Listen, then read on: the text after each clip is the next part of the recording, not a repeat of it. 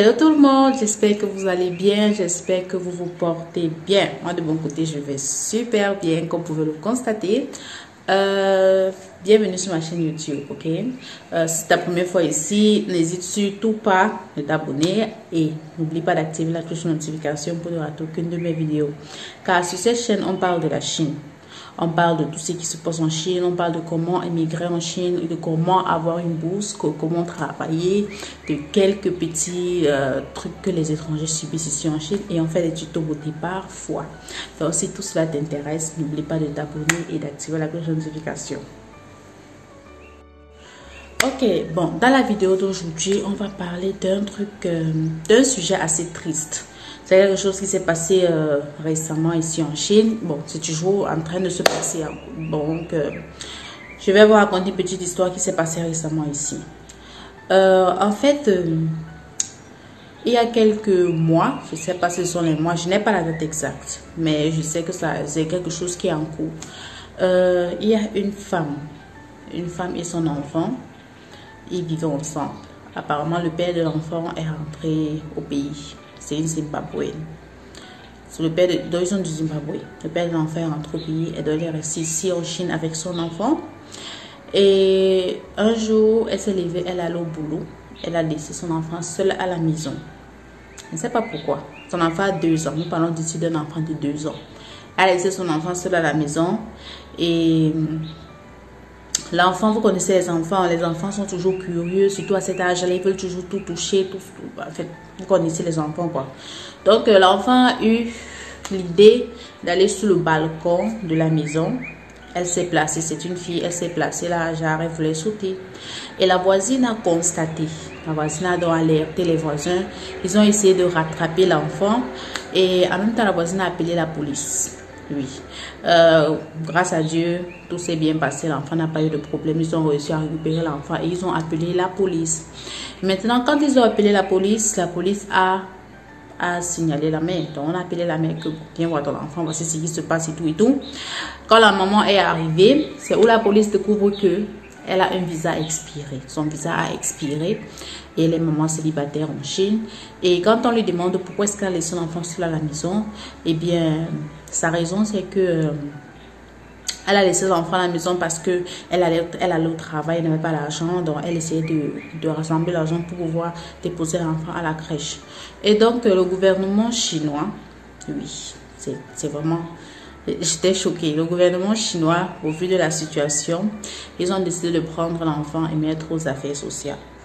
Et ils ont demandé à la maman de quitter la Chine le plus tôt possible avec l'enfant. Donc, c'est genre, elle doit payer son billet d'avion. Après avoir payé le billet d'avion, elle doit aller montrer là-bas à la police que bon, voici mon billet d'avion que j'ai payé pour elle et son enfant avant qu'elle donne son enfant. Donc, présentement, elle est sans argent. Elle essaye de contacter tout le monde pour qu'on puisse aider à cotiser, pour qu'elle puisse payer le billet d'avion, son billet d'avion et pour l'enfant, pour pouvoir rentrer. Et elle n'a pas vu son enfant depuis. Donc son enfant est quelque part en Chine, elle ne connaît même pas où l'enfant se trouve. Donc le gouvernement lui a dit ceci, que c'est soit tu ramènes des preuves que tu es en train de rentrer, on te remet ton enfant. Si tu ne le fais pas, eh bien, tu vas pouvoir ton enfant. C'est très, très, très triste. Donc, quand j'ai suivi cette histoire, ça m'a vraiment fait mal étant mère. Parce que oui, je suis maman. Étant mère, ça m'a vraiment fait mal. Je peux seulement imaginer dans quel état elle se trouve en ce moment. La vie en Occident n'est pas du tout facile. C'est très dur. Ceux qui ne savent pas, surtout en Chine, c'est très dur. La loi est vraiment, vraiment très dure ici.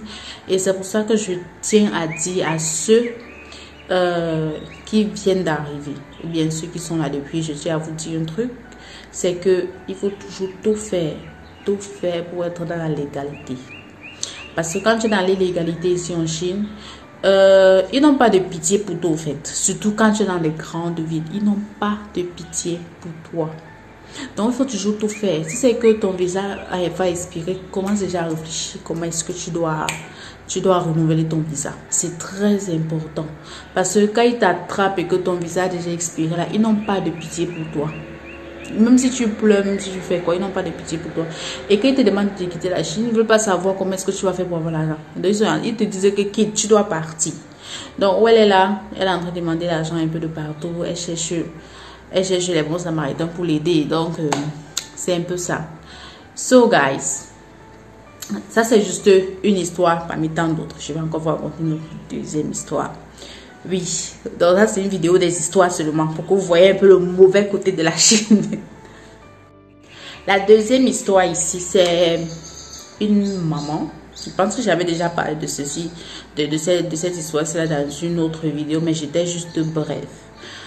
Durant ma grossesse, j'ai fait des recherches. Ok, durant ma grossesse, je faisais des recherches sur comment, parce que je suis étudiante, je cherchais à savoir comment est-ce que ça va se passer et tout et tout. Étant donné que mon école, je ne sais pas si c'est parce que je suis self-support, mais mon école est très très cool en fait. Donc, moi, je ne savais pas que c'était cool comme ça, mais ce n'est pas le cas dans toutes les autres écoles. D'autres écoles, non, c'est vraiment compliqué. Donc, l'histoire que je viens vous raconter, c'est d'une Camerounaise. Une Camerounaise qui est tombée enceinte en Chine. Elle était étudiante à ce moment-là parce que là, elle n'était pas étudiante. C'est une boss lady maintenant, grâce à Dieu. Donc, elle était enceinte à ce moment-là.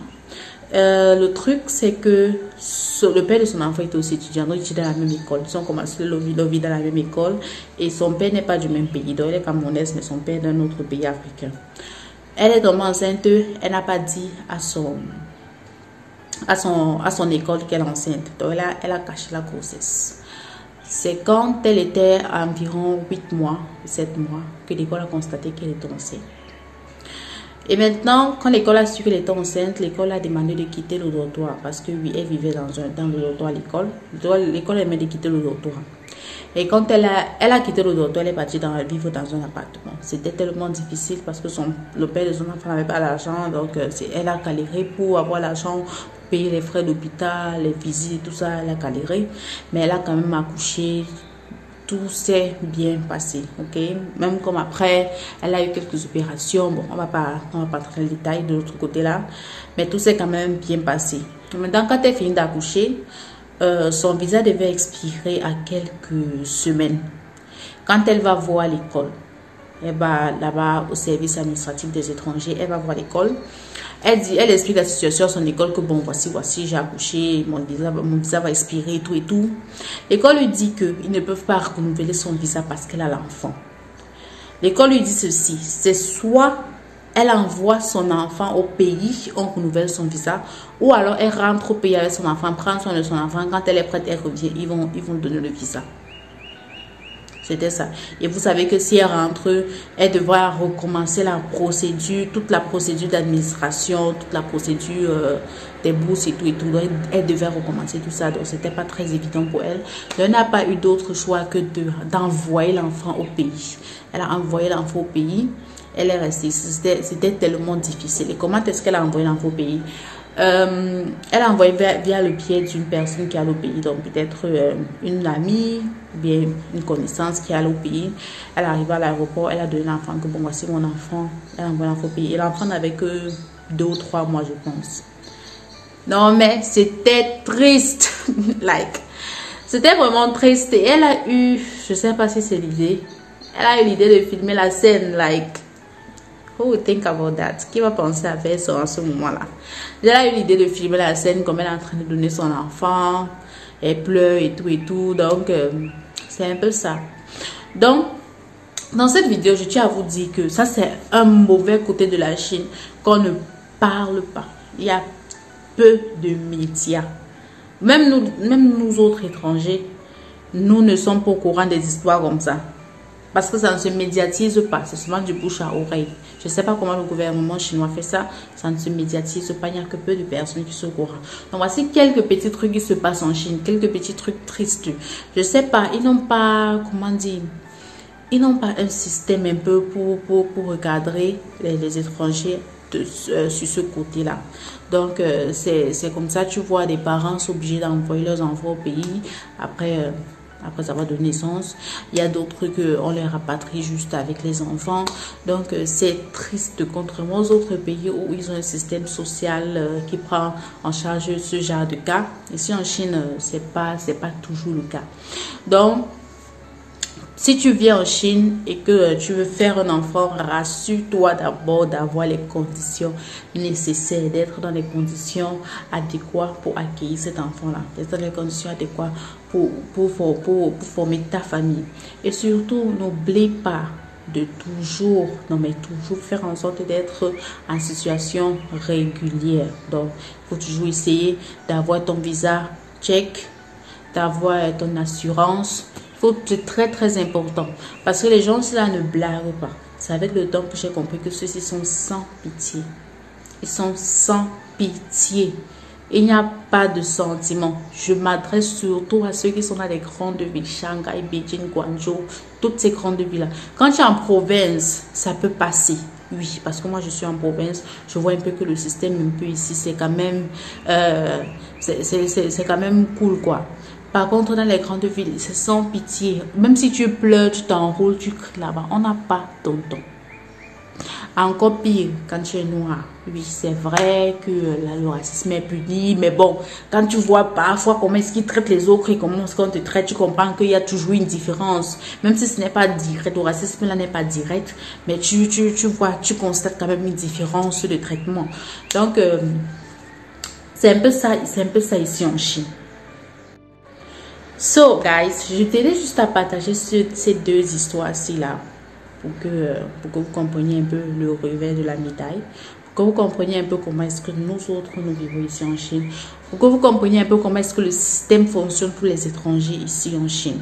Donc, j'espère vous avoir appris quelque chose. Et je vous précise encore, il est très important de toujours vérifier que ton visa est on point.